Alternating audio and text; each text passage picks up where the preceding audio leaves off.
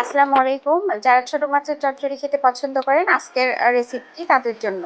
আমি খুব সহজেই ঘরোয়াভাবে এটা তৈরি করে দেখাচ্ছি। ছোট মাছের চচ্চড়ির জন্য আমি এখানে ৮ থেকে ১০ টা আলু কুচি করে কেটে নিয়েছি, ১.৫ কাপ পেঁয়াজ কুচি দিয়েছি, পরিমাণ মতো মরিচ দিয়েছি ১০ থেকে ১২ টা। আমার মনে হচ্ছিল আরেকটু পেঁয়াজ কুচি দিলে ভালো লাগবে, তাই আমি এখানে কিছু পেঁয়াজ কুচি এড করেছি, ধনিয়া পাতা দিয়েছি, জিরা গুঁড়া দিয়েছি। আমার জিরা পাতা ছিল না, বাটা জিরা থাকলে এড করতে পারেন। আর সয়াবিন তেল দিবেন আর ভালোভাবে মাখিয়ে নিবেন। আর চচ্চড়ির বিশেষত্ব হচ্ছে এটা যত ভালোভাবে মাখাবেন চচ্চড়ির টেস্টও তত ভালো হবে। এরপর দিয়ে আমি মাছ এড করে দিয়েছি, দিয়ে আরো ৪ থেকে ৫ মিনিট ভালোভাবে মাখিয়ে নিব।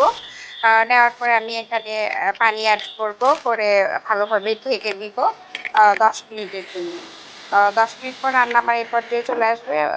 তারপর আবার ৫ মিনিট রেখে দিব, দিয়ে একটু নাড়াচাড়া করে এদিক ওদিক করে দিয়ে নিচের সবগুলো ঝোল আমি টেনে নিব।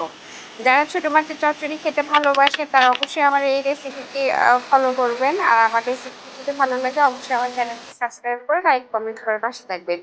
দেখতে পাচ্ছেন আমার খাওয়ার জন্য রেডি হয়ে গেছে ছোট মাছের চচ্চড়ি। আল্লাহ হাফেজ।